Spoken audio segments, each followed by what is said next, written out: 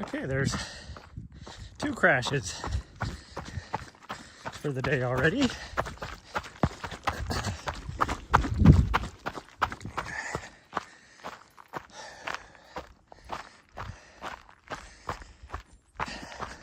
Which I don't know why, because now I have signal again.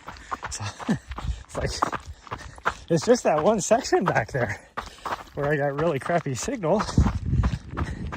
Because we're really deep into the canyon and we're around the side of the ridge here. So, but now, like we can see, we're looking straight out into the opening of the canyon, which is where the cell tower is.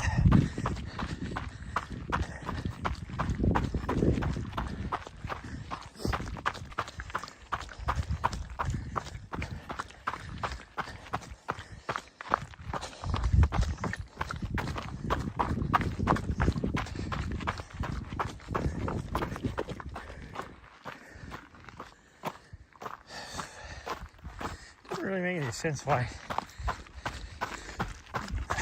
my stream crashes when it does most of the time. I get it sometimes, like back there, the first crash, I get, like I have like 1 bar of service right there. But other times when it crashes, I'm like, I'm watching my bit rate and I'm like pushing. Whew. I just hit the mile mark. Very slow mile, but it makes sense because I started my watch well before we started to run, as well as the fact that you know, we've been walking a little bit over to let my calf muscle warm up too.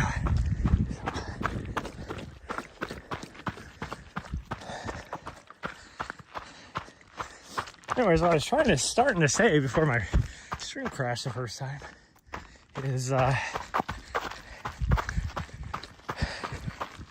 might have to work Black Canyon. There's a lot of big name people that are going to be showing up.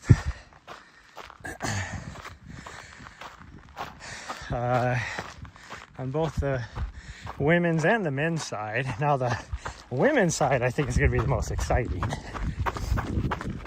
But on the men's side, it's like Sage Kennedy is coming back. I learned today watching his latest vlog. He is the former course record holder. And so he's going to try and go back. Rickoom. Oh yeah, good afternoon for you. Easy run outside today, so can't complain. Nice. First week back, and oh yeah, I totally understand. Whew.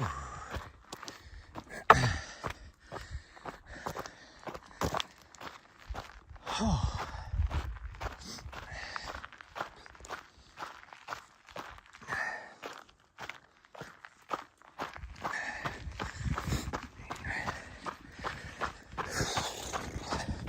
This will probably be a 4-hour run today. As slow as I'm moving, but definitely need to get the miles in. Whew.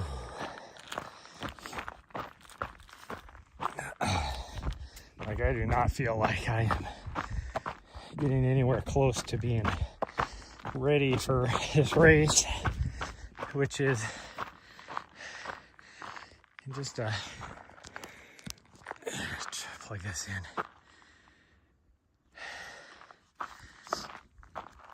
But my race is what, like 5 weeks away, 6 weeks away? You have a running training question? Yeah, hit it.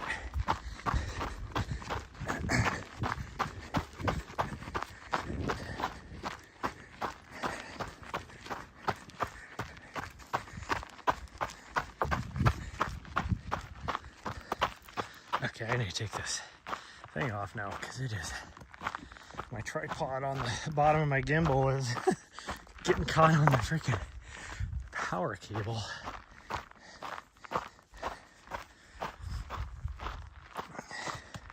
There we go. Oh, it should be okay.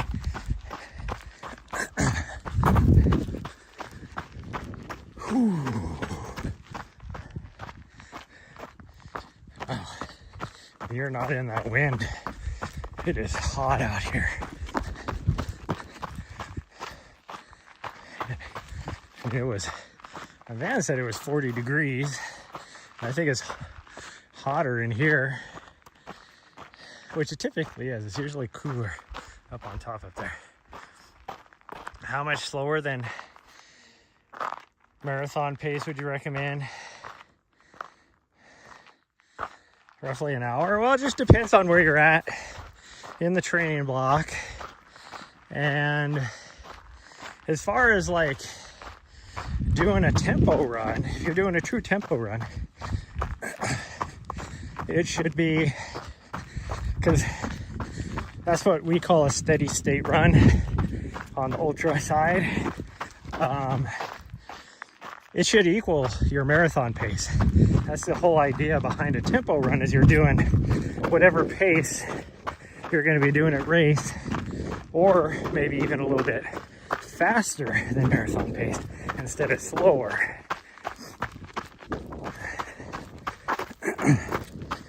And then it just depends on how far you are into your training block, because you definitely, you know, like if I was training for say a sub 3 hour, you know, I want to run what, like a 6:54 pace during my marathon, somewhere around there.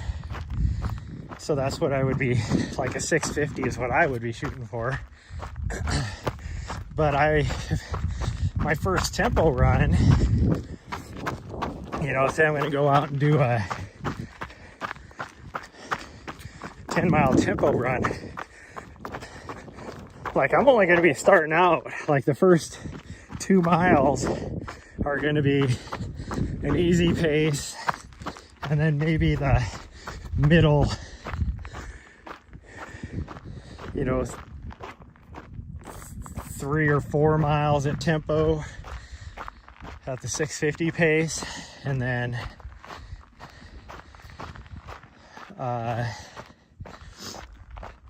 the last, you know, couple miles, 2 or 3 miles, would be at easy pace again. As you build, no matter what, on a tempo run, you're going to want your, you know, you want to warm up and a cool down. So the first couple miles at easy pace and the last couple miles at easy pace. But then you just make it as you get further along in your training block, and you're able to handle the training load, because that's the key, you know, to handle the training load. You'll increase the distance of how far you'll do your tempo at. And I typically will not do an actual, like my actual tempo pace, more than an hour and a half. And that's training for, you know, really long races. But it'd be roughly the same for a marathon.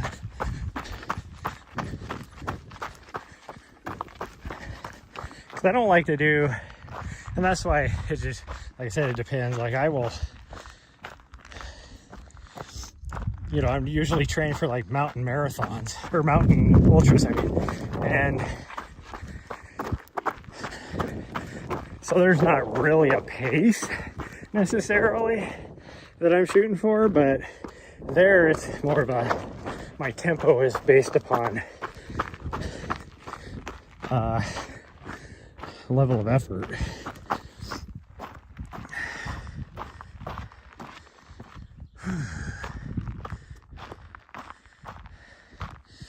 Tempo run 1 week, threshold in the second week. Yeah, that's a good plan.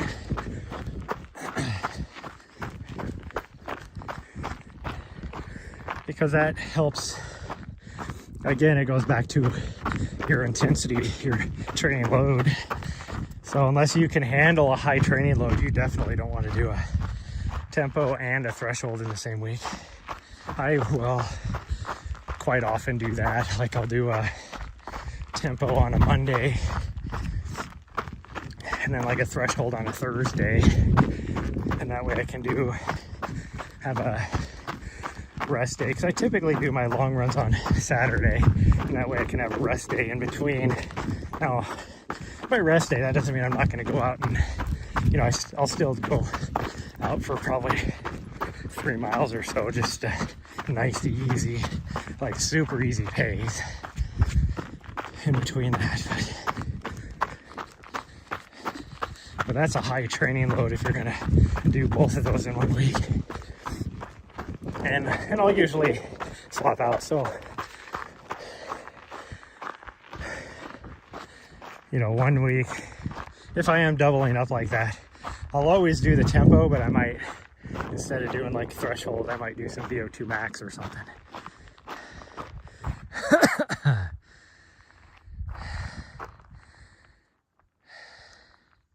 Build up from here, yeah. I was thinking about the marathon, I remember also. Well, that's what's good about doing like a, you know, like a half or something earlier on, and then, I mean, that's one reason why a good thing to do is like what they call a tune-up race. Even when you're getting ready to do a marathon, you know, jump in like 4 or 5 weeks out from your peak race, jump into something, you know, like a 10K or a half marathon as a tune-up race.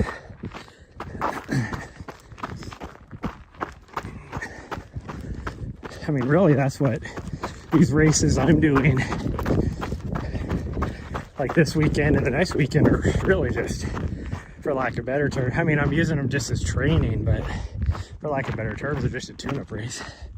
Because I haven't really done any racing for fast racing, let's put it that way. Actual racing, I'll just say, I haven't done any actual racing for a long time. Because what I did at Mammoth, you know, it was a race, but I wasn't racing.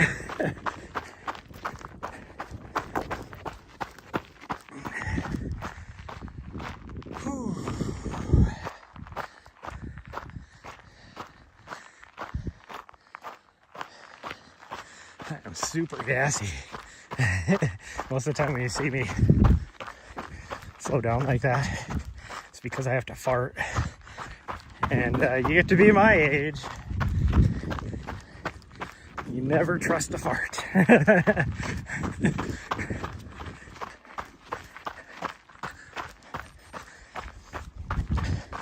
You guys think, was that the 2 mile mark already? No, not quite. Oh, it's telling me I need to charge. Hopefully it lasts the race or the run. What are we down to? I didn't look and see. I think I got a thing on here somewhere. Oh yeah, I'm down to 5% battery. Questionable whether I'm gonna make it to the end or not.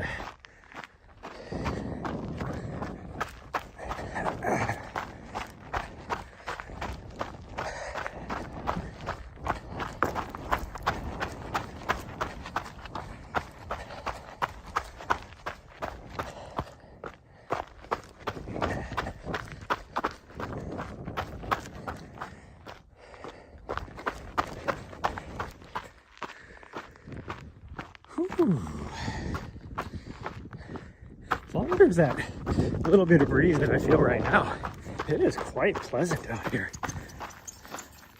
What is she chasing? She kicked up all these birds, but she's chasing someone else.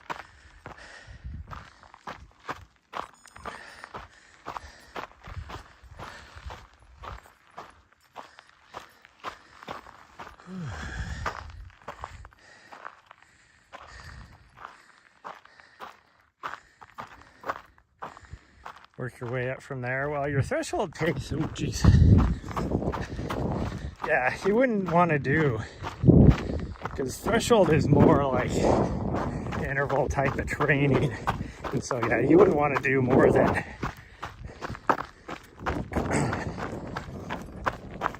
you know, 2 miles at threshold pace, and then, you know, work your way you know, multiple, because for to train threshold, you really have to do some sort of intervals in a way. I mean, two of my favorite threshold workouts are like doing kilometer repeats, but I also do like my 5-4-3s are like a threshold workout.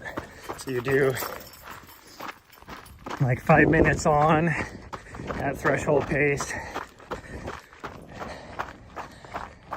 and like my athletes, I'll start them off at like 5 on, and then whatever time they run is how much rest in between each interval as well.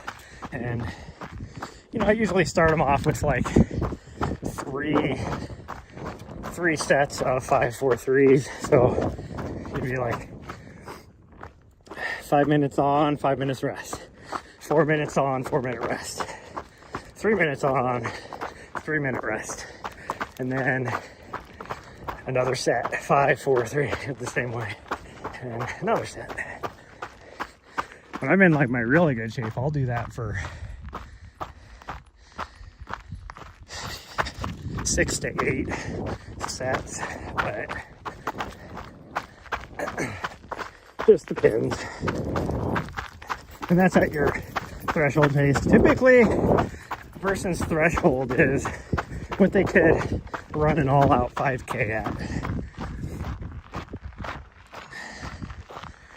That's a good rule of thumb. It's not always the case. That's a good rule of thumb. Whew.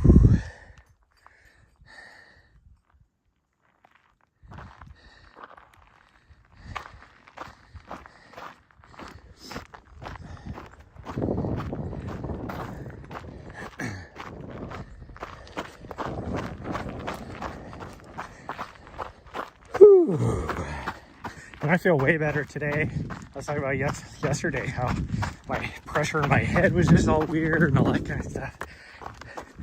But I feel way better today. But as you can see, there's no clouds, storm clouds or anything today. Now tomorrow they're supposed to move in again.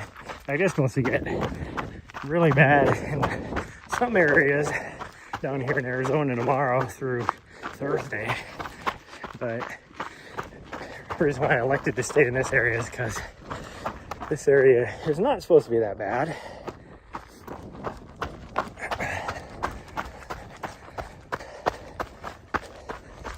Oh. Yeah, my legs, I think the reason why my legs feel so tired is just overall, I just wasn't feeling very good.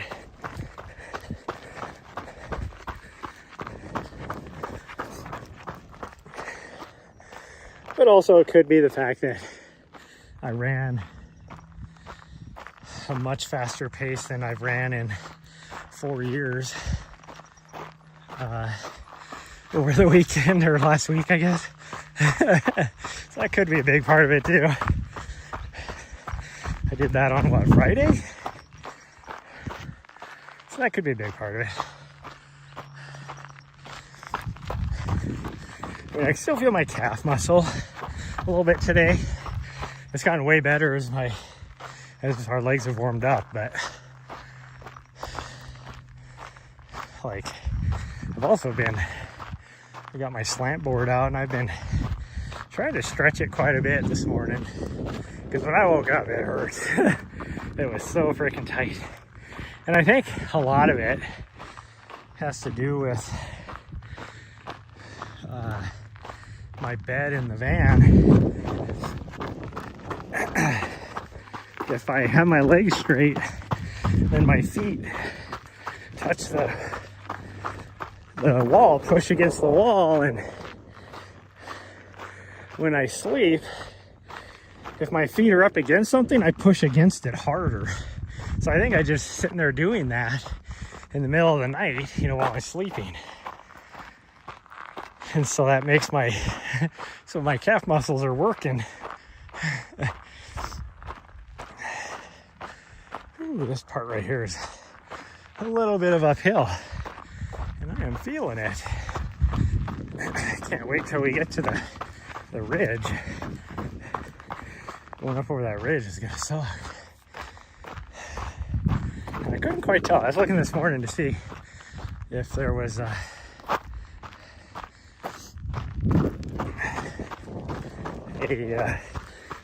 there was some people camped out on the road that we're going to come back on,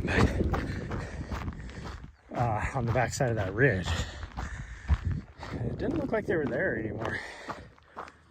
I wish you were. Well, that's seriously. See, I'm horrible.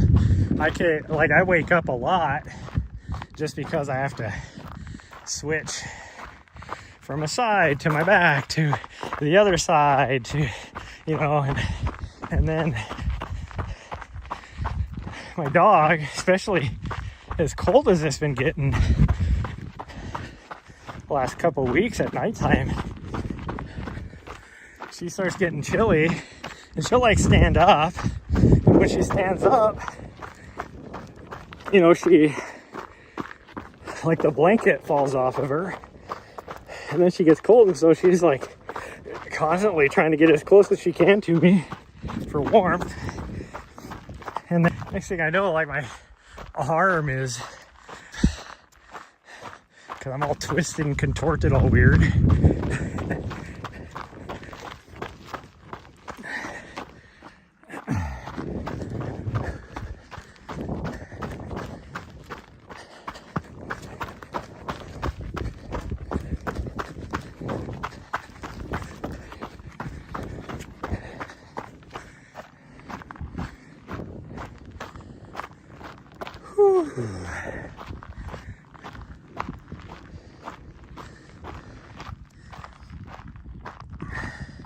Let's stretch out, take up active space.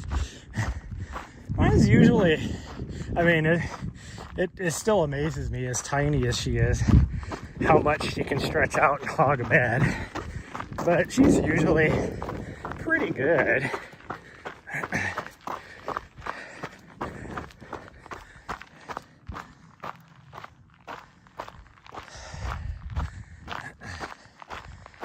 Whew.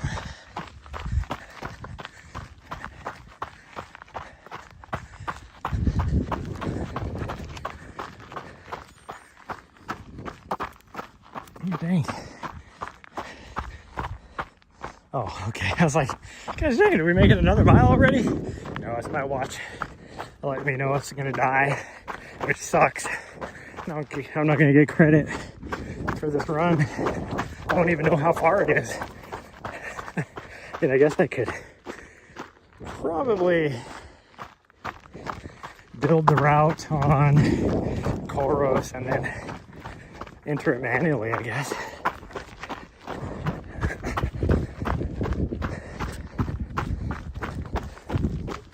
Last night, and I looked at it last night and I was like, oh yeah, I gotta charge that thing. Clearly forgot.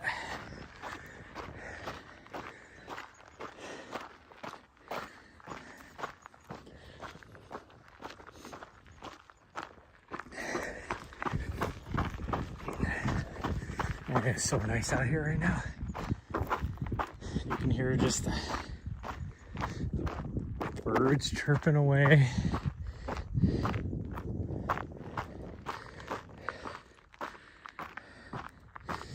Your garment's out. One thing I love is how often it tells me, freaking beeps and vibrates. Tell me it's dying. It's like, if you didn't beep and vibrate so much, you probably wouldn't go through. I'd have a little more battery.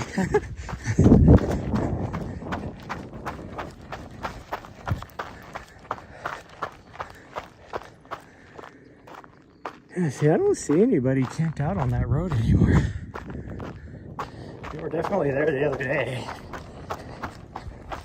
Over the weekend, they were there.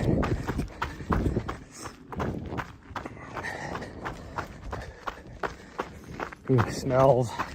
So everything's still a little bit damp. Every night, it gets below the dew point. So there's moisture on everything in the morning. You still smell it in the air. Like in this area, there's some nice green grass. You got the marijuana plants. They're not really marijuana plants, but that's what they make me think of. That have their unique smell. They're all in these little drainage areas like this.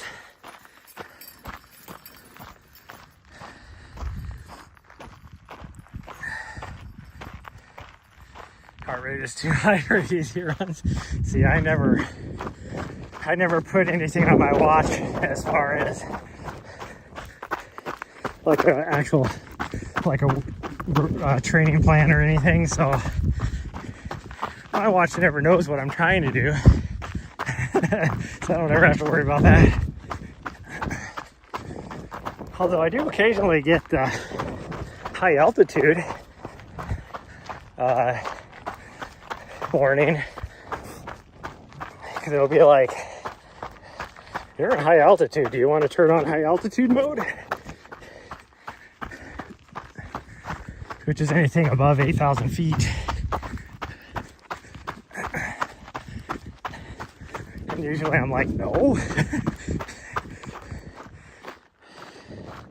Like that mode is, you know, would be useful for people that haven't been in that type of environment. So it tracks to make sure it looks at different indicators, you know, to make sure you're not going to have altitude sickness, that kind of stuff. I don't have to worry about that. Whew. There's a race I was looking at in India that I really want to do. It's in the Himalayas, and it's a tough race, and a lot of you're going up and over like 20,000 foot passes a lot of times. Like a couple times there, I'm like, oh, that sounds brutal, I want to do it.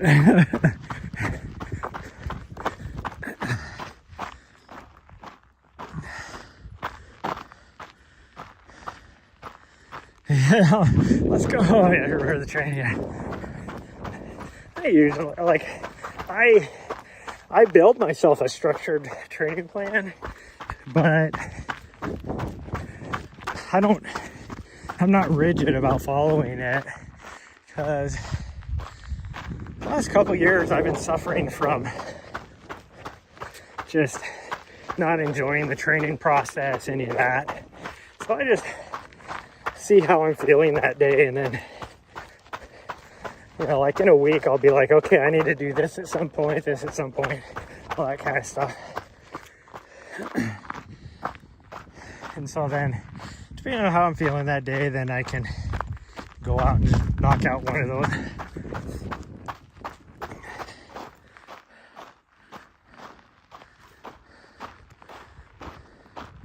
Going by feel for your easy runs though. The thing I love doing, especially when I'm doing easy runs, and because I've done it so much now, go do an easy run, you know, it's usually like 6 miles or, you know, whatever, 10 miles, whatever, you know, distance. And I know, like, the route, whatever distance is, you know, each route's going to give me pretty much, unless I'm in a new place. So I'll just go and run, and I won't even take my watch, and it's just go out and run. But now I am definitely not one of those,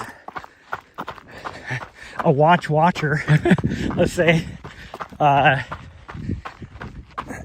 So I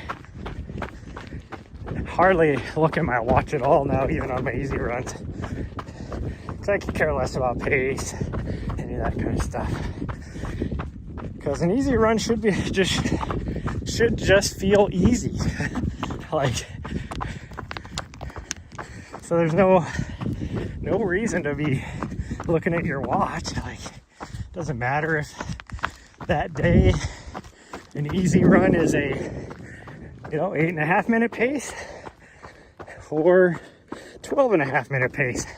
It's supposed to be just an easy run.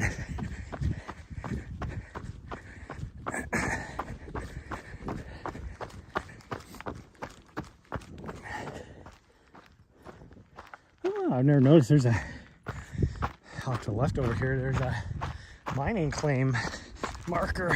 Those things in the last year, I don't know, was there a law change or something about that? Because that stuff has just exploded in the last year. And to me, that's still a weird concept. Like, this is all public land. You can make a private mining claim so the public can't, like, that's public, not, it just doesn't make any sense to me. But you won't see that in Montana at all.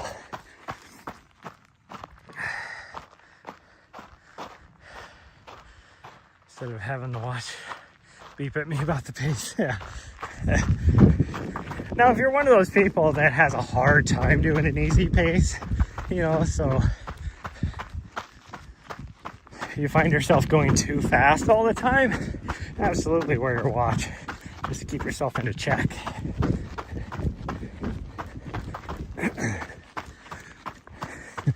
I have the opposite problem.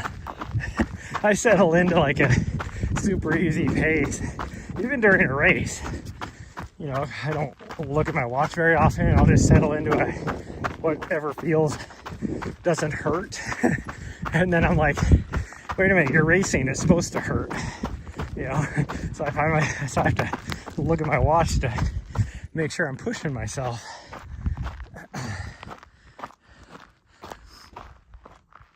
That's how you were early on, yeah.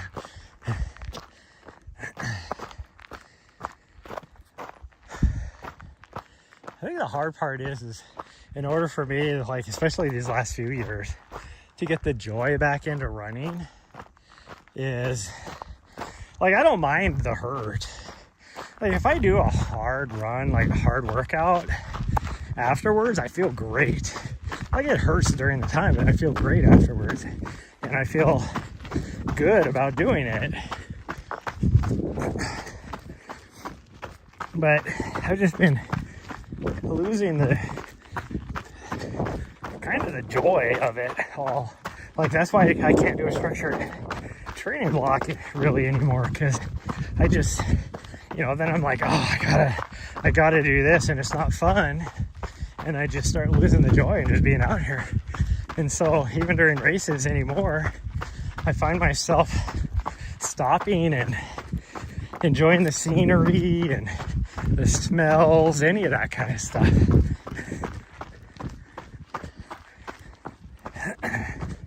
You know, like, that was what was important for, like, last year training for Mammoth. It was like,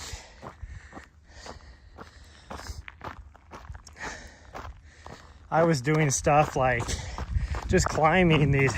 My long runs were, okay, I've never climbed this peak or gone to the top of this peak because, you know, it's a 30-mile round trip. And, you know, it'd be tough to, you know, make sure I'm pushing myself and all that. So before Mammoth, I was like, I'm just gonna hit some of these peaks, not care about how fast I'm going. You know, if it takes me 5.5 hours or if it takes me 9 hours, it doesn't matter. I'm still getting my time on feet, and I'm enjoying it. That was a lot of fun last year. So I'm gonna do a lot of that this year too. Just explore a lot of these areas that I've never really explored, and just not care. Of course, I don't really have any mountain races. I will be racing Javelina next year, but it's not like I'm gonna go in there and try and finish top 10. That's gonna be more about enjoying it, because I'm gonna invite some people to crew me, because it's just a big party. So it'll be more about just, for, you know, enjoying a party in the desert with my friends, you know, more than racing. And I think, I mean, depending on how fast I'm going, I can I think the last 2 laps I can have a pacer even. And it's not a mountain course. It's a flat-ish, fast course. I say flat, but I think it still probably has like close to 10,000 feet by the time it's all said and done, but over 100 miles, that's not bad. That's like nothing. That's like 1,000 feet every 10 miles. It might be a little more than that, but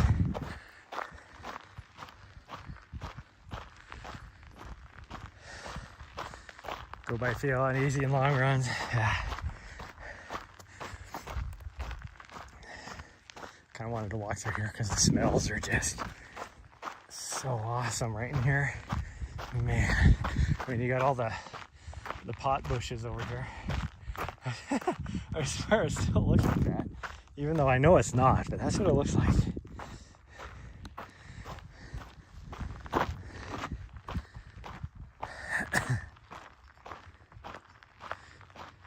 Enjoy them more. Yeah, exactly.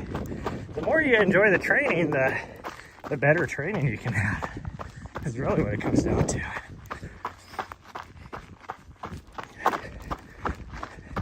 Had a older athlete, even though not really old, not what I would consider old at all, reach out to me about coaching, and they were like, said something about how most coaches don't want to coach an older athlete, and I'm like, those are my favorite. What are you talking about? Like, you're more beginner athletes, older athletes, those are my favorite. Whew. Yeah, go do your work.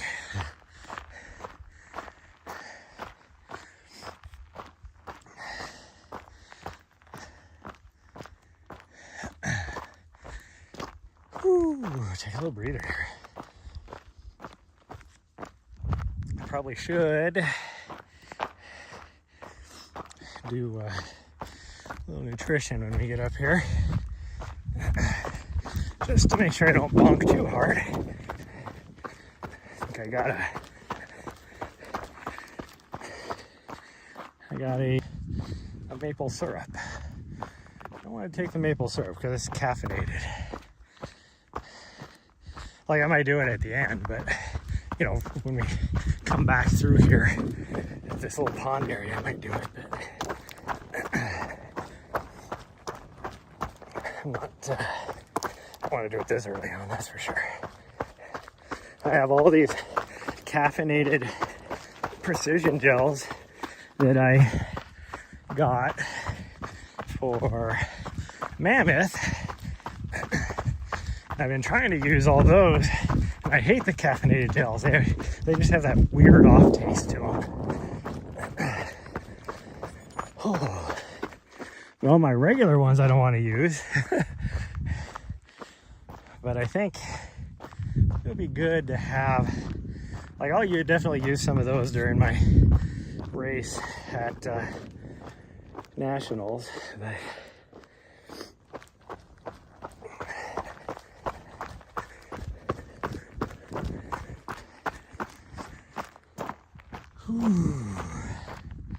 there's a seasonal spring right here.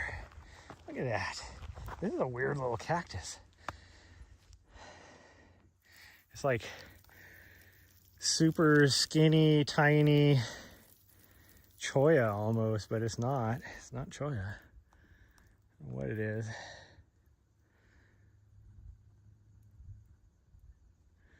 Somebody's going down the road. My dog is a good 1/10 of a mile ahead of me. She did at least stop and look back to make sure I was moving. So that's good.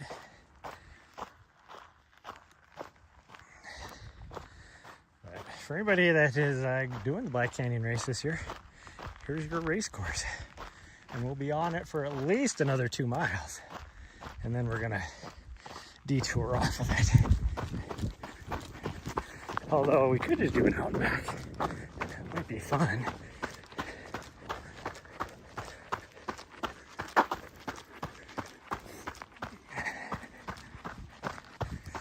My dog hates out and backs though, so that's why I don't want to do it.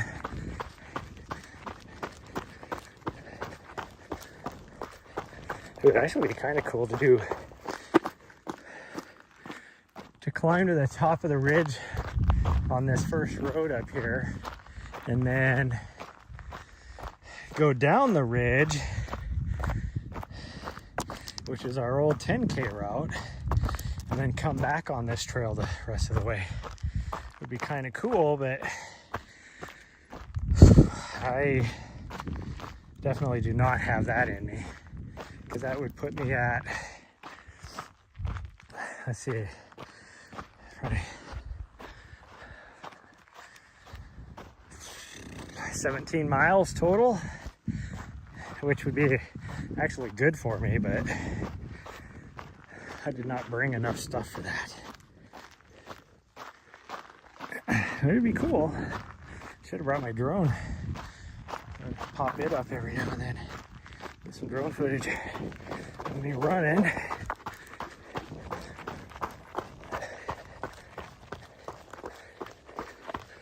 But yeah, I could make a little Instagram reel for, or a YouTube short or something out of. And then it's also good for bee footage when I do videos.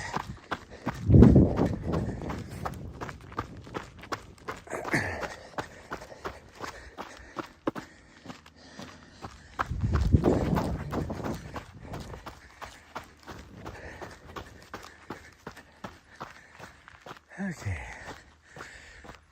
let her get a drink.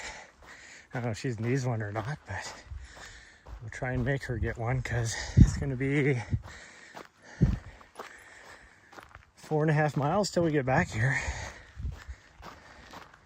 at least.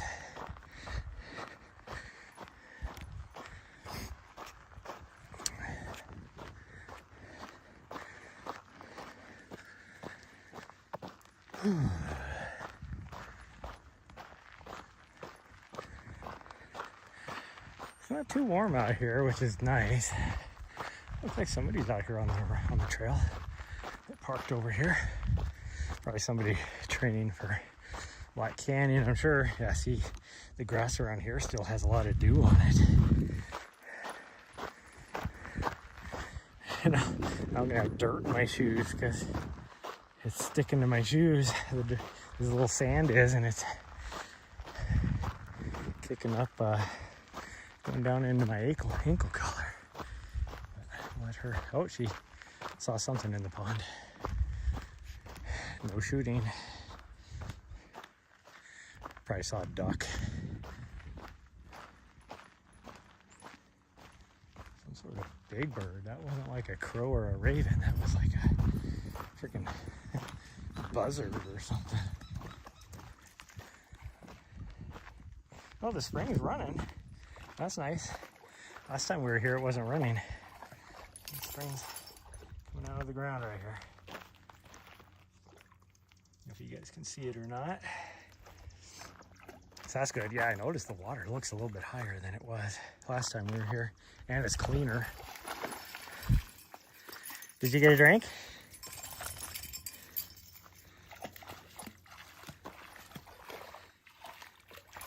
You good?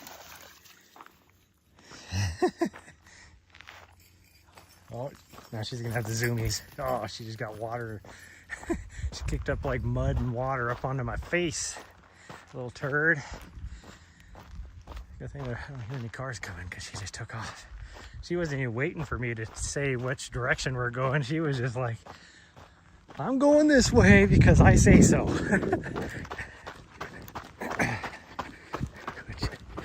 She's like, okay, that's fine. You do you. Little does she know we're actually going this way. So for those running the Black Canyon course, right here is your second aid station. I think it's called Hidden Treasure, maybe. it'll be sitting right here. And then you hit the single track right here. Go back. So we're gonna go this way about 2 miles, hit the top of this ridge up here, come back on the ridge a little bit, like right at the high point right there is where we're gonna drop down on the other side, and then we're gonna come back on this road. That's our plan for the day. And then we'll take that single track all the way back up to the van. My guess is probably 14-ish miles, which for me isn't necessarily a good long run, but with the way this training block is gone, it is a long run. Now we've done another one right around this distance not too long ago, and then what was it, on Friday I did a little over 16 miles. Oh, somebody driving by. Thought that was an airplane. Nope. It's a little side by side. Probably somebody driving up to Crown King. Gives themselves a burger and have a beer. If it works out this year, I'm going to try and do the Crown King Scramble too. It's a 50K. You basically you start down just outside of Phoenix and you run all the way up the back way up into Crown King. Whew. Oh, here she comes. She lost me. Hi. She was sprinting back because I was too slow. And I don't think she paid attention whether I actually came this way or not.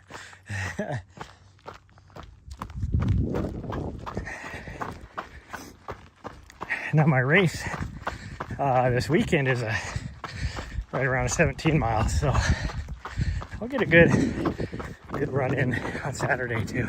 I think it's Saturday, maybe it's Sunday. I don't know. I should probably look to make sure I know for sure.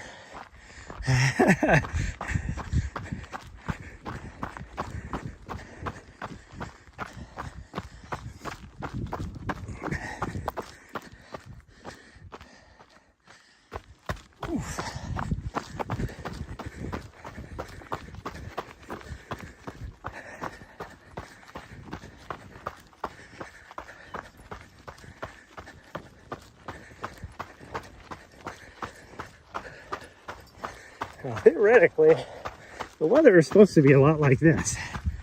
So I would be done with the race by this time in the morning.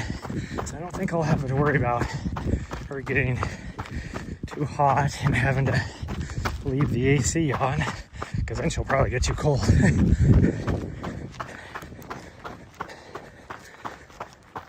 Whew. Holy cow. This is all uphill too until we get to the top of that ridge. Well, even once we get to the top of the ridge, we still have more uphill to go. So basically until we drop down the backside, we're going uphill, which is easily another probably close to 4 miles. Now this first part is only like 2 to 3% grade, but enough to feel it. You know, it's like for those of you that run on a treadmill, bump it up to a 3% grade and feel the difference. It's amazing how much just that little bit you can feel. Now usually I can run, when I'm in good fitness, I can run up to about a 16% grade at a continuous effort.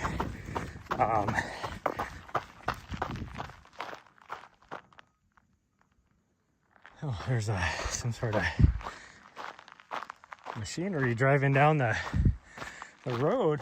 I don't think it's the grader doing grader maintenance, but maybe it is. I just heard the beeping, which is weird because I'm usually going backwards. Maybe it is the grader. All of a sudden, I heard this noise. I was like, what is that noise? I had to stop and do it. But for like shorter, like I could do like a, you know, maybe up to 24% if I only had to do like 100 yards or something like that. But pretty much anything over a 16% I have to walk.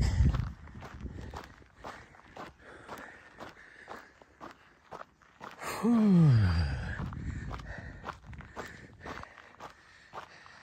Up there, I don't know if you guys can see, but right there is the road that we're gonna take up to the top of that ridge. And I don't know, we'll see. Maybe we will do the long loop. We'll see though. Nice thing about doing the long loop is there's only like a few places where I will have shoddy signal for the live stream. If I do the shorter loop, then pretty much the whole back side of that ridge, I don't have very good cell service.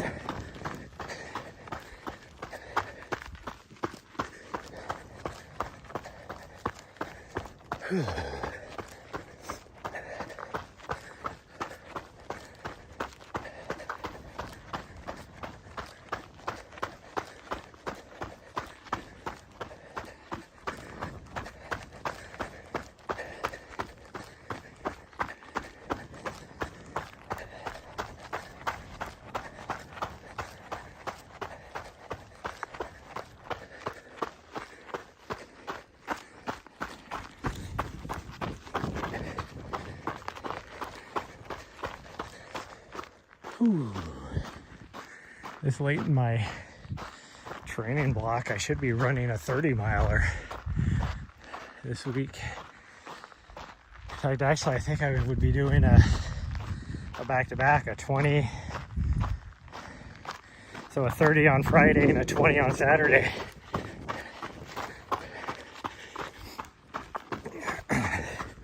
But that's okay. Sometimes doing more is not better, especially as you get to be an older athlete.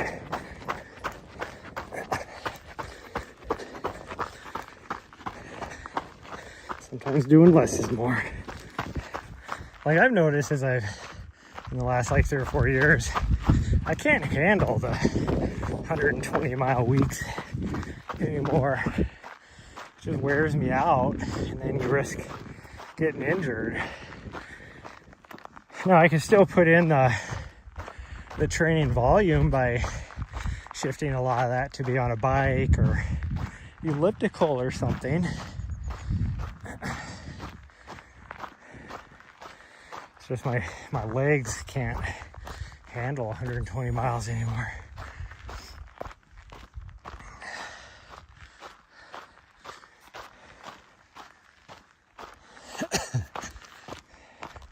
Oh, granted, I'm still going to try and get, 1 or 2 100-mile weeks in, that's for sure.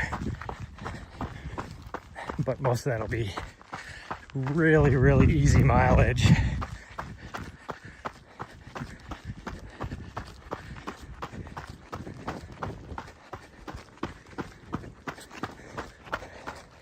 I mean, to put it in perspective, say I was doing a 20-mile long run this weekend, pretty much every other day, I have to do as much as I'm doing right now in order to hit 100 miles. It's a lot of mileage.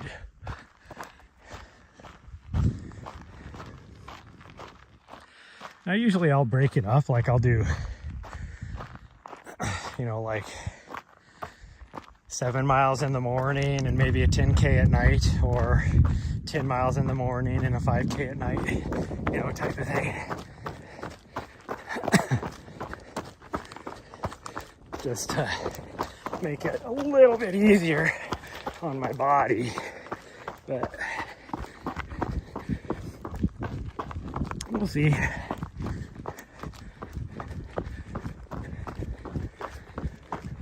Hard part is I've been focusing so much on flat miles that I've been doing a lot of vert, so a day like today puts a lot of stress on me. Because even though I'm not doing a huge amount of vert, I'll still be over 2,000 feet.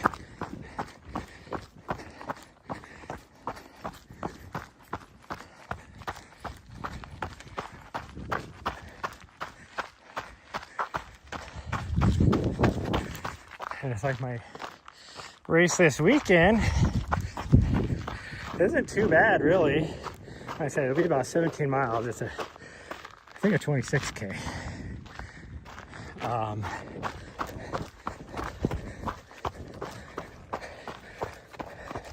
Of course, all races are a little bit longer than what they advertise.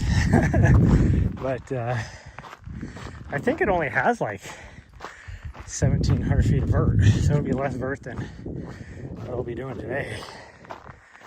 And more mileage.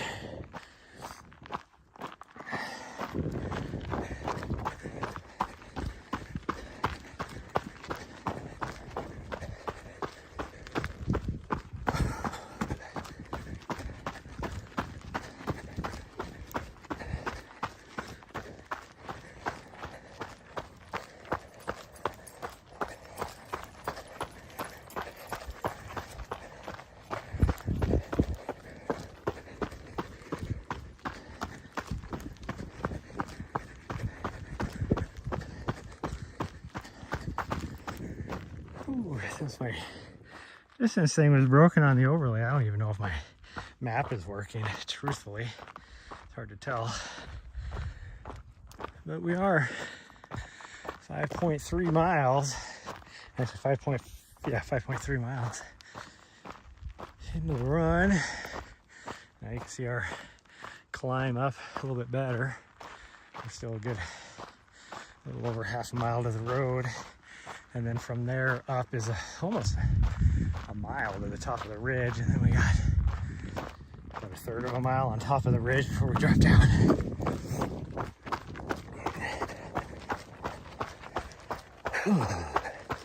But like I said, we're going uphill the entire way up there.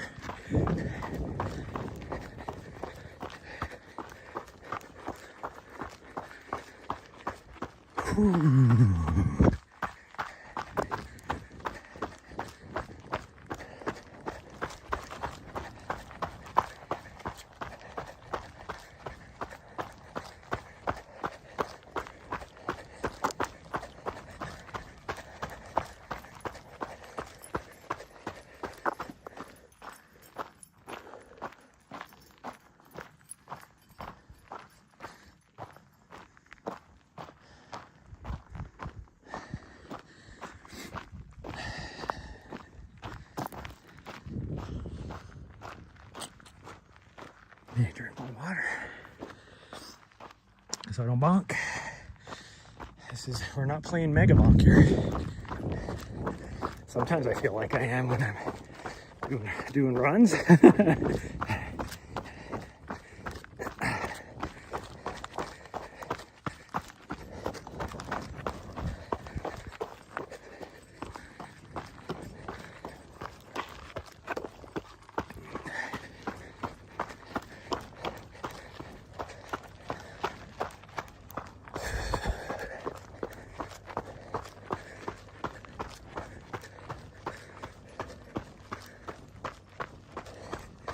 I wonder if that is the grader out here doing work.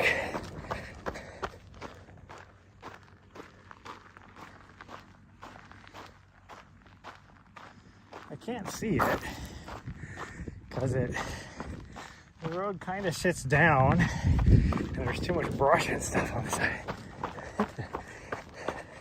But I can hear it, that's for sure.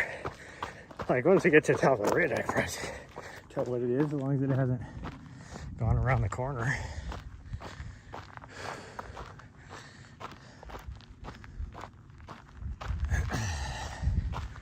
Holy cow. Oh, this is that first little road right here, which has a pretty good little camp spot on the top of it right up here. And the road is so crappy that, other than me, I think I've only ever seen one other person camped up there.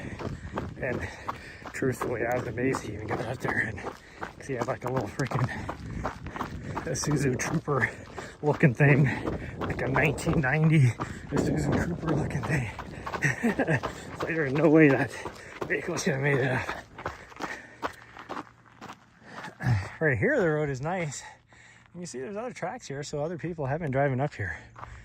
In fact, oh no, that's a dirt bike. I was gonna say, looks like even like a smaller vehicle, skinny tires made it up. No, that's a dirt bike track.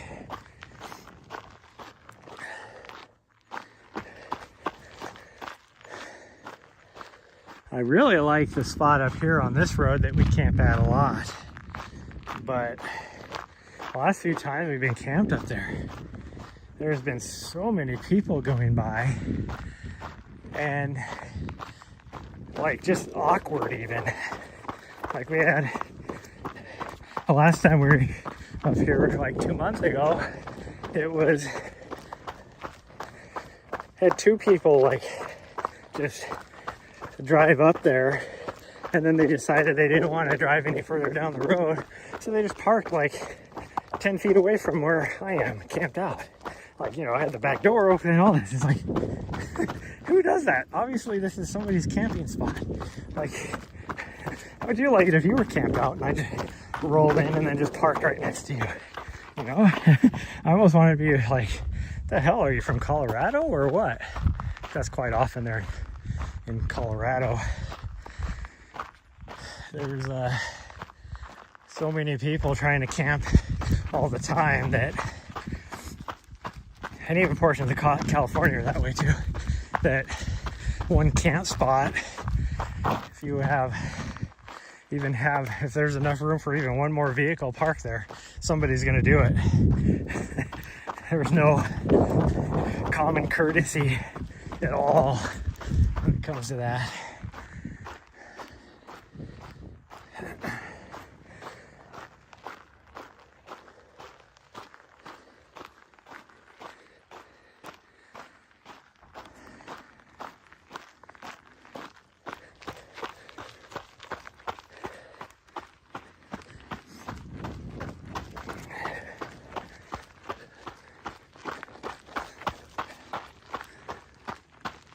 Ooh.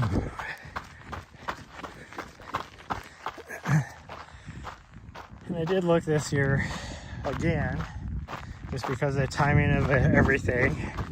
Freaking Kendall Mountain Runs is again the week after Hard Rock, which is the same weekend of High Lonesome, so it doesn't look like I'm going to be able to do the race this year either.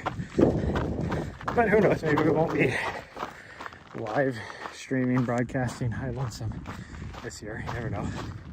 And, you know, they may not use me either. Like I said, I just contract with them, so they might decide they want to grab a different videographer. That is their choice, but I can guarantee I'm the cheapest.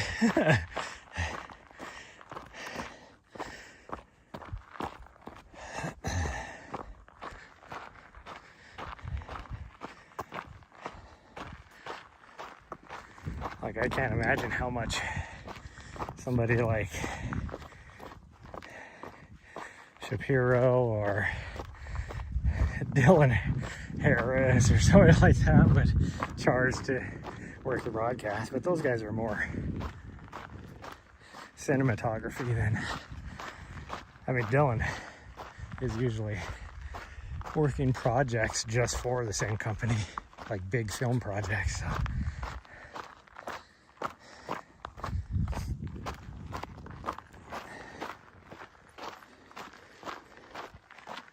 Which I'd love to be able to get into doing those too, but I just don't have.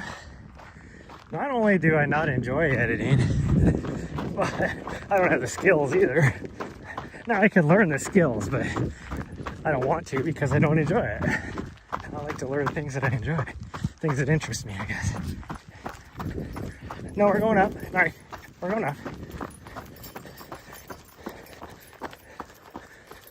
She saw me running down the trail. She's like, oh, we're going this way? No, we're going up. You got to let me get to the intersection first.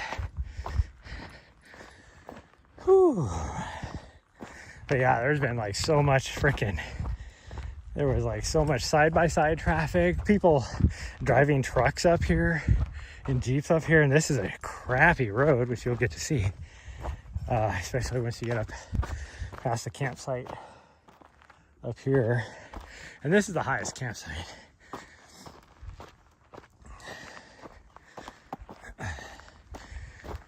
Whew. So then you get like the people that have the mining claims up here, all that. Like, it just gets so much traffic. And this is really the only road you can go up to get up on this ridge road. Whew, if you have a capable enough side-by-side, you can get up on the road that goes up way over there. But I wouldn't want to go up that. I'd rather go down it. But the backside road, I wouldn't even want to go down that. It's definitely wouldn't want to go up it. In fact, I don't know if anybody's ever gone up it, because it is so steep and eroded.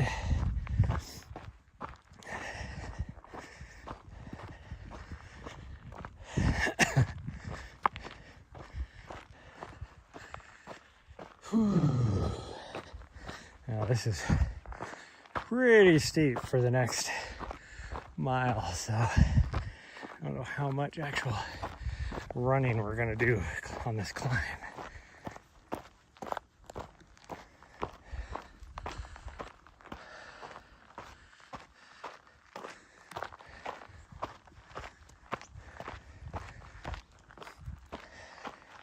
It is so quiet out here now all of a sudden. Like, so quiet. It's kind of crazy. The birds, with all this rain they've been getting, the birds are just having so much fun and sound happy and all that.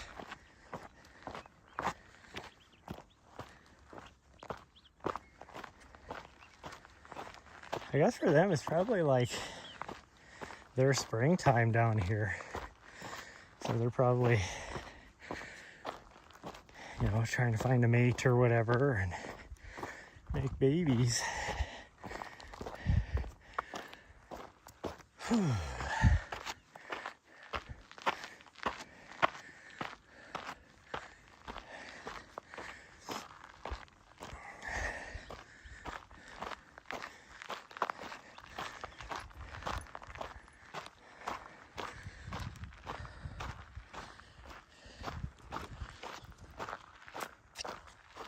Okay, well, I didn't tell you back there though, but we have now left the Black Canyon race course.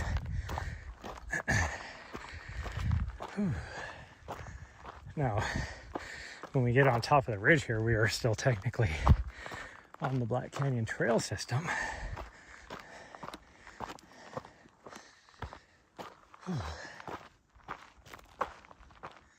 Man, it is full exposure and hot out.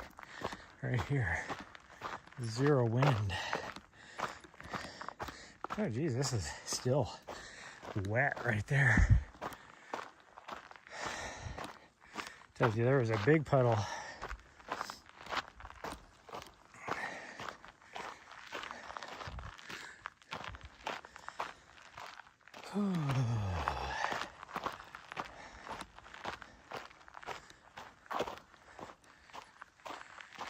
Somebody's camped up here since we were up here. I can see the fire circle from here, little rock fire circle, and it is built up way higher than it was the last time we camped out up here.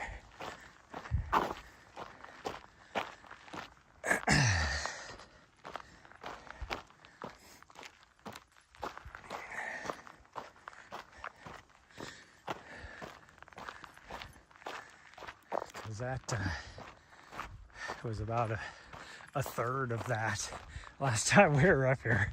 That means it was probably breezy. Somebody was trying to make sure I didn't have any issues with the fire. I don't know how they could have just came up here too and just had a fire too. And look at all the grass. Like, this was just dirt last time we were up here too. We usually park like right here because it's flat.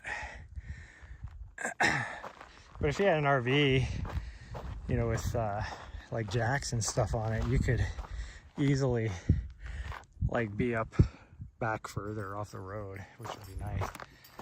Like right here is a nice spot too.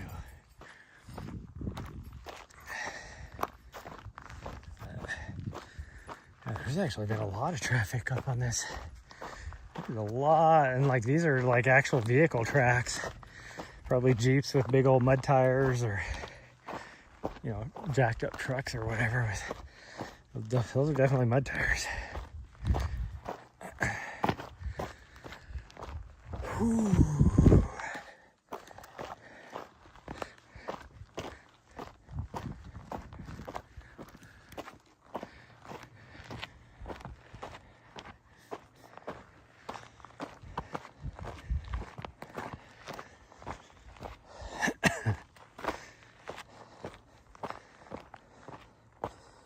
Oh, I didn't even notice. My watch just stopped itself back there because I have no battery. So that'll be fun. I'm gonna figure out how to manually upload it, I guess.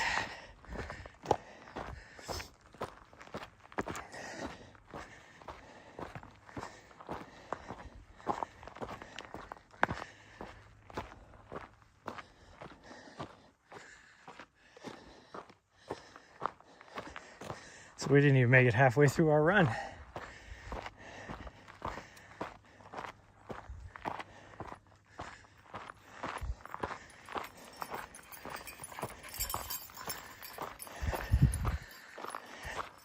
A weirdo. She needs to learn how to pace herself, because she's still got at least another, what, 2 miles back to the pond. Now, I got enough water, I could probably give her some. But I would prefer not to, because I don't want to get, although the spring's running, so I can always fill up my water bottle. I got my filter with me, so we'd be okay. Oh, I forgot to take my snack though. I'll do that while we're climbing, as long as I can get my zipper undone here. Oh, there's somebody parked in that camp spot. I couldn't see that from up top. That's a nice camp spot too, if you're just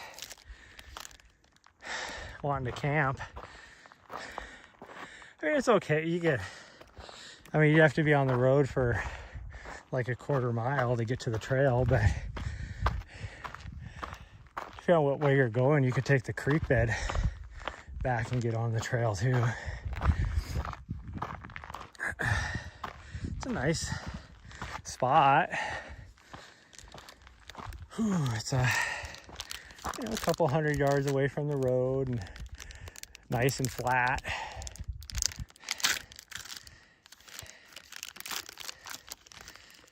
My stroop waffle is kind of crushed a little bit.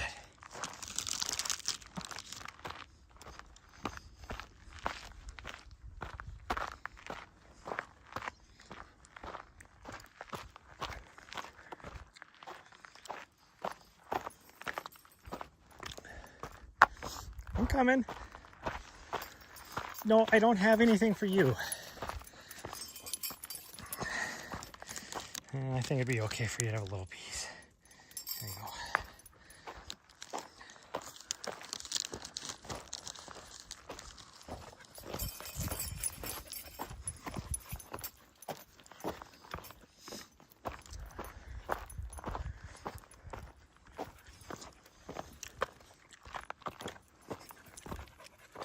When we get back to the pond, I'll let you have some. applesauce. So I'm pretty sure I got some.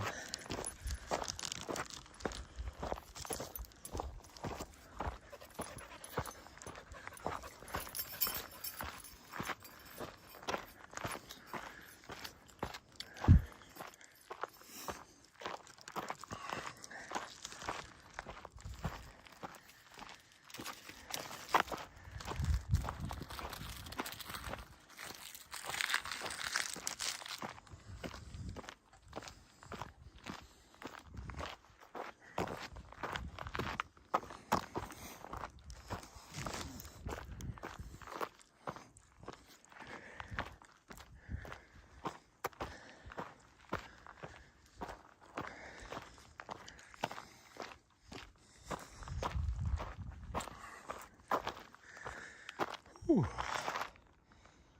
A lot of breath from trying to eat that.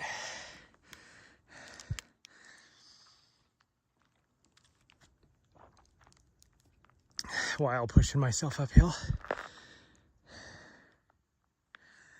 I think that is the grader. I mean, I noticed that road was getting really rough. They're constantly having to grade it. But it's like, you get so many freaking side-by-sides that just scream down that road and just tear it up. And just because of the nature of this area, it's so rocky too. Basically, you just got like rock like this with a little bit of dirt and gravel on top. And so when they grade it, they can't get rid of the rock. They're basically just trying to move the dirt on top of it to smooth it out. The dirt and gravel. And then within a week of, you know, thousands of side-by-sides screaming down the road, you know, it just tosses all that dirt to the side of the road again, and you're just on the rock. It is so rough. Whew.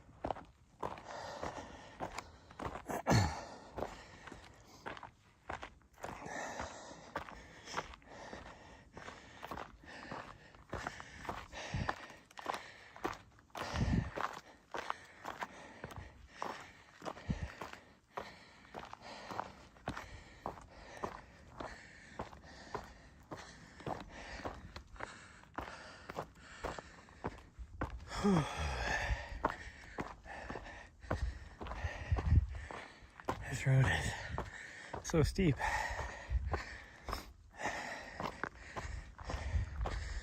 How steep, you ask? Can't tell you because I forgot to charge my watch, so it's dead now. I can't look and see. But it is steep.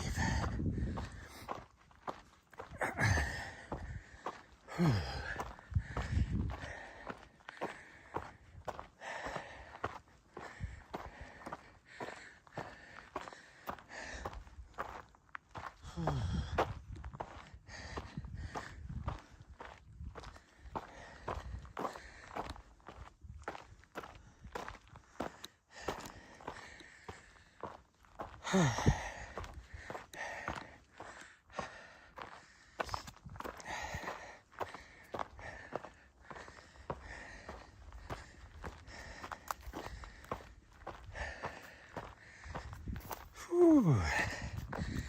As tough as this feels right now, I can't imagine what climbing back up on top of the plateau is going to be like, because that's even a little bit higher. It's not as steep, it's a little bit higher.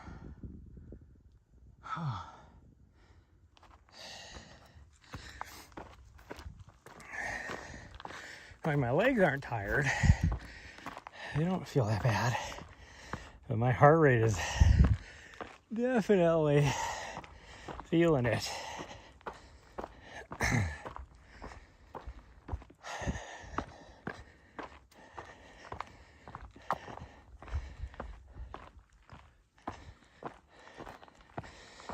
almost can't wait to, even though I hate wind, I can't wait to get to the top of the ridge here, because we should have a pretty decent breeze once we get up there to help cool us off. Whew.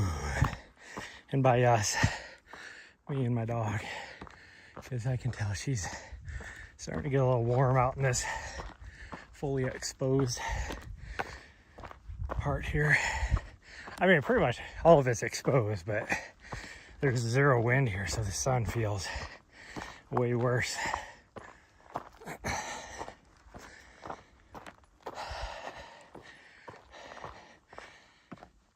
Whew, at least you'll get to jump in the pond once we get back to cool off.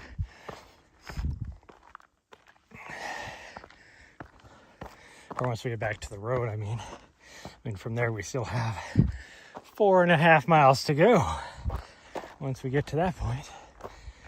I don't know what we're at now, but realistically we should be about 7 when we get on top up here.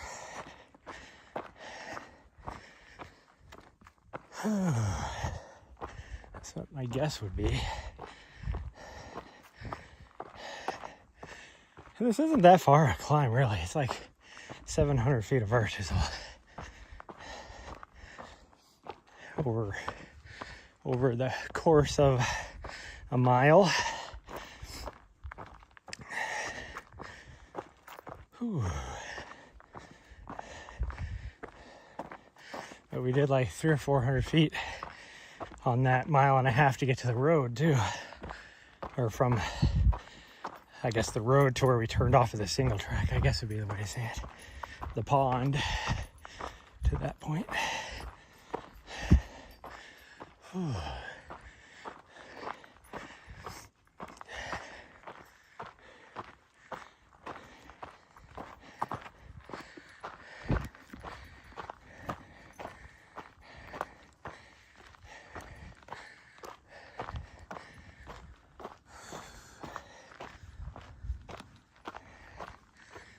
I don't see any water sitting in the ravine down there.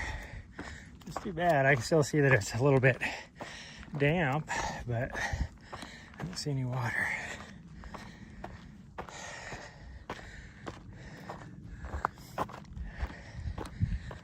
Which means the puddles we usually have on top up here are probably gone.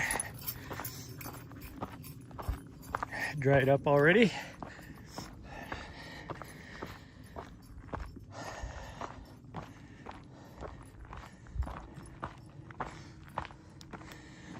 Whew. Let me try and cut my hair today too.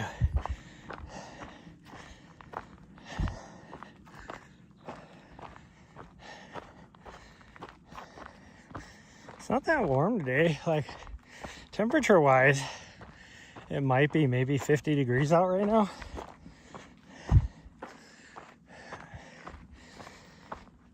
And actually right now it's feeling a little bit better because there's some high clouds partially 20 minutes ago.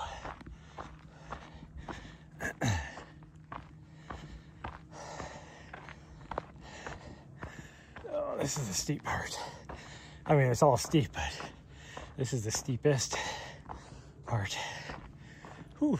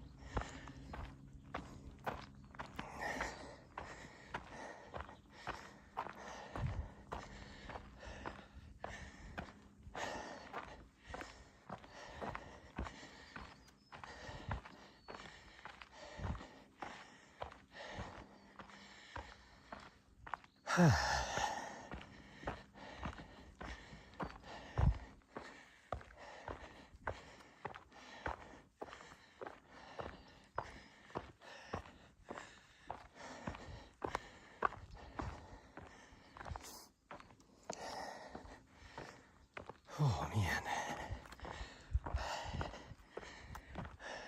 We're almost up here to this part. And we still have more uphill to go. It just won't be, well, there'll be one part that's steep, but we'll have at least a little bit of a more rolly part, or at least this first 1/10 of a mile. Once we get to the top right here. Oh.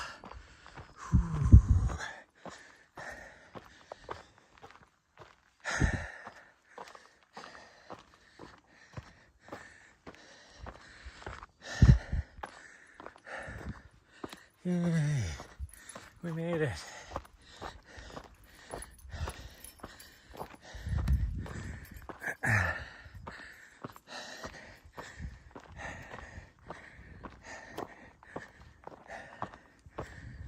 Whew, I am just sweating.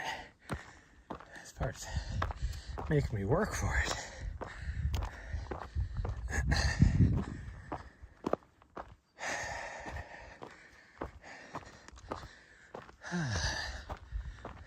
There's a bush up on the ridge over here, and I was like, thought somebody was sitting there in a vehicle. I was like, the hell? I don't see that up here very often. Whew. The other day I was talking about how when we saw that mine shaft, it's like about how there was a mine shaft that wasn't blocked off that you can go down into, and it's right there. And I don't know how far back into the mountain it goes, but that is a big mountain, so it could go a long ways back in there. And Nari, she loves, like, she has an infatuation with culverts. So for her, that's just like a big culvert. And so she was like, let's go do it. Started running back in there, and I'm like, no, it's dark. I ain't going in there. I have no idea what kind of dangers lie in there.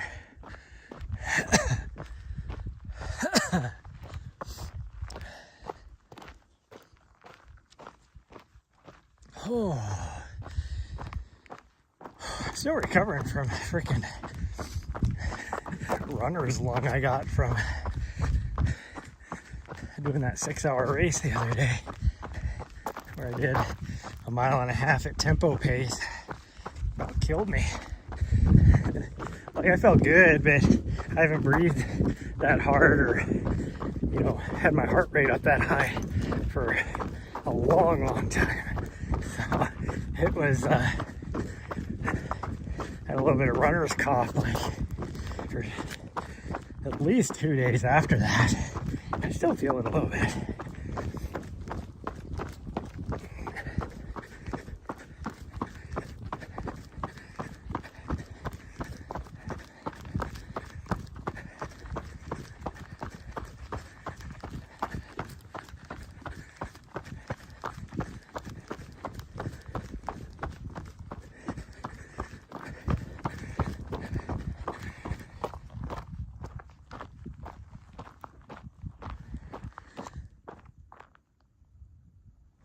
must be a jet. It's like I heard something over there. I was like, freaking vehicle over there somewhere.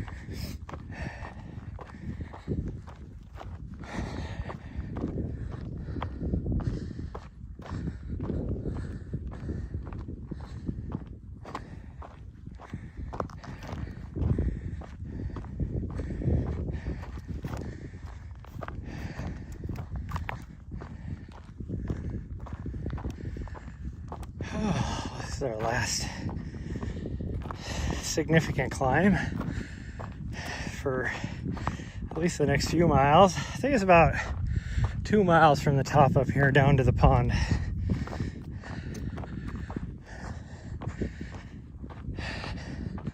Somewhere around there, give or take a quarter mile or so.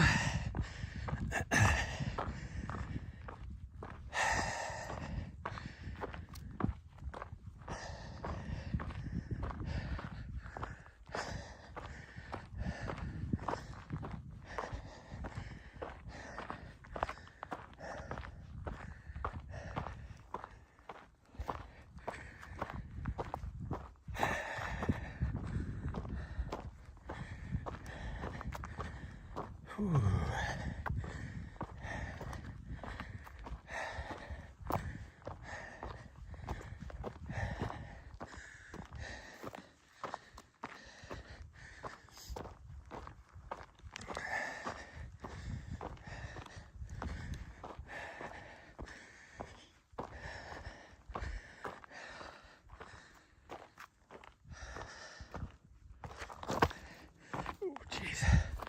Unplug the phone for a little bit because my gimbal's about dead. Whew.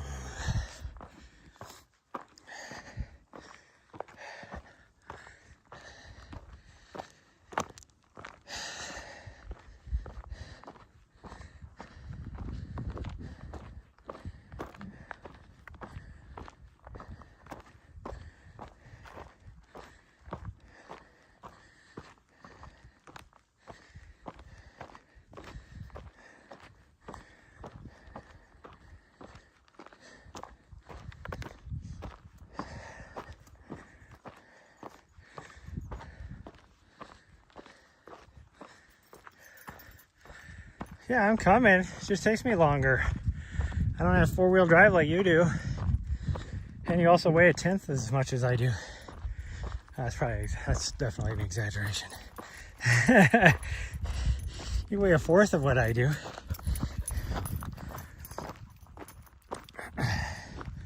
And really, I guess it'd be more than that. Because she's 40 pounds, 1/4 would be 160. Yeah, I weigh more than 160. I wish I weighed 160. Okay, now for the next at least 1.5 miles, we're gonna start having issues with signal. So I'm gonna try and keep the stream up. It'll probably crash once or twice and I'll just restart it. But,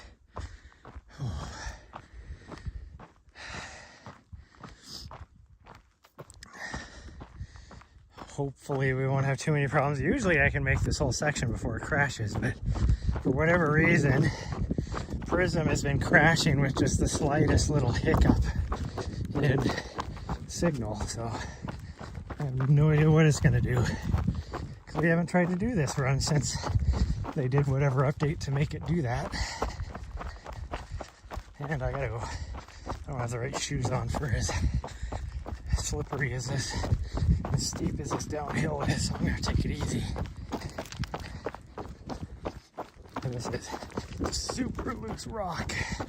There's been a lot of people driving down this though, in full-size vehicles even, not even OHVs.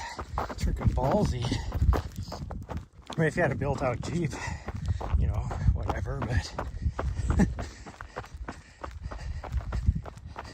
it's freaking ballsy.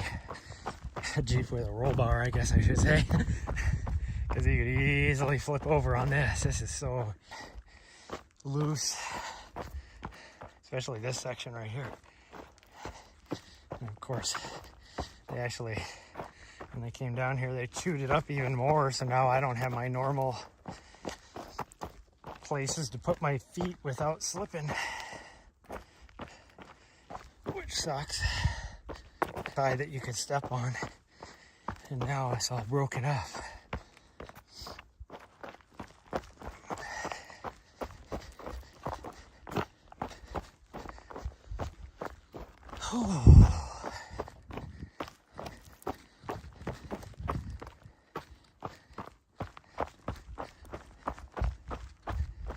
And stuff like this though is good for like runner's knee. It's a good workout for runner's knee.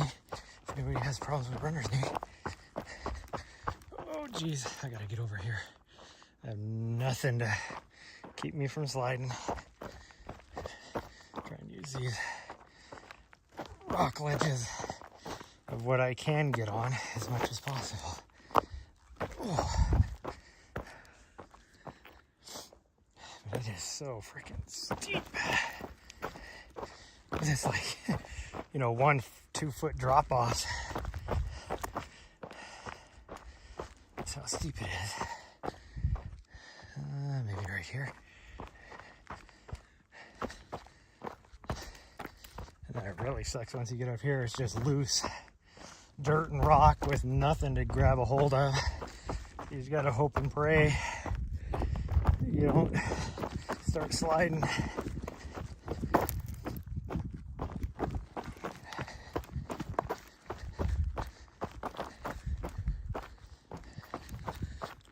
She already running down the road, it looks like.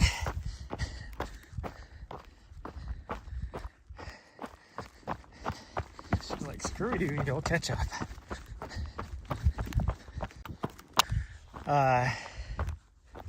You just take like small, quick steps. All you actually did, run down the road.